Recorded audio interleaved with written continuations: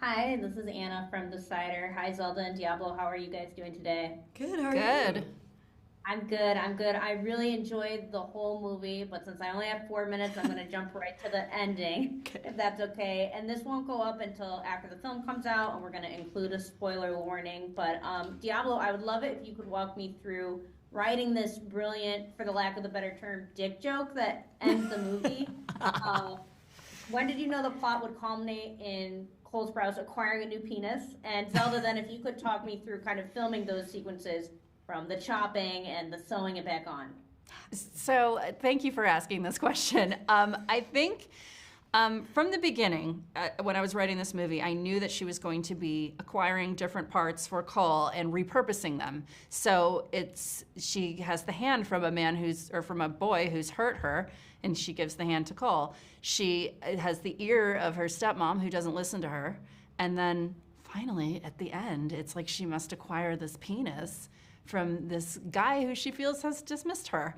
And I just, I don't know why, I always knew it had to end with her sewing a penis onto the creature. And I was very dedicated to that vision. And I'm really fortunate that Zelda was able to make it come to life because it was a real dream come true. That scene was one of the ways I was fond of pitching this movie to people, for lack of a better term. And genuinely, also the silliness of the fact that, yes, he's clearly jealous of Michael and attacks him in her honor, but at the same time, she doesn't know yet that he doesn't have a penis because they have that conversation later. And I love that, too, that he's kind of being self-serving. You're right, he is. He's bringing, for me, it's like bringing a girl roses. He keeps that later and she goes, "You cut it off for me?" And like that's my genuinely informed a lot of the way that I wanted to approach that scene, was even how she responds to it later. So I desperately love that scene so much. It's so funny and it's such a perfect payoff. I'm wondering if there was any pushback from anyone else, the studio or anyone on the raunchiness of that joke, and was that always the climax, or were there maybe alternate endings to the film?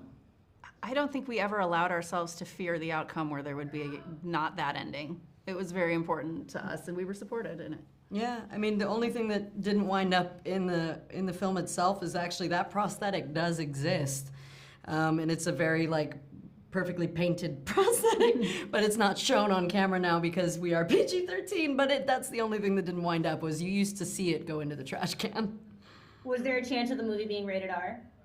Yes, at one point. There was, but I have to say, this isn't all as well that ends well for me. I'm actually glad that it got changed to PG-13 because now that the interest in the movie is growing and my teenage son and his friends are talking about it, I'm glad that that audience is going to get to come. Yeah. It didn't change the tone at all. It just changed a couple jokes and a large penis gag. R.I.P. to that penis gag. I love the tone, and the other part of the ending is it finds Lisa taking her own life. Tell me, how did you both kind of balance that kind of serious note with the movie's campy tone? Well, it is a serious note, and at the same time, she's putting herself in a tanning bed to self-immolate, I guess. So it's dark, but I feel like that absurdity is still there.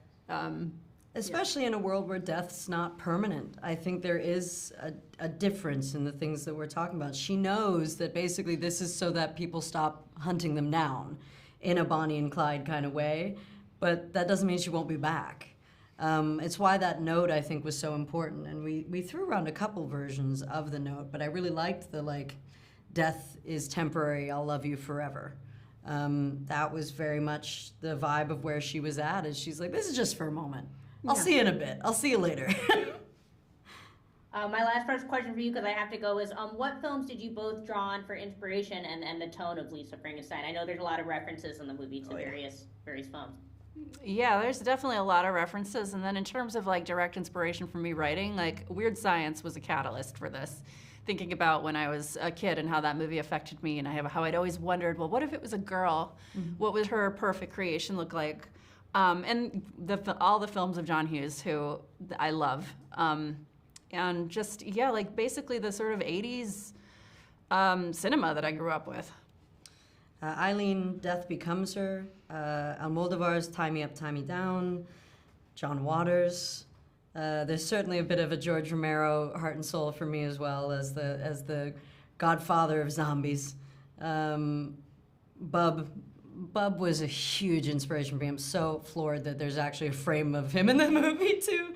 But yes, that was a lot of where I came from.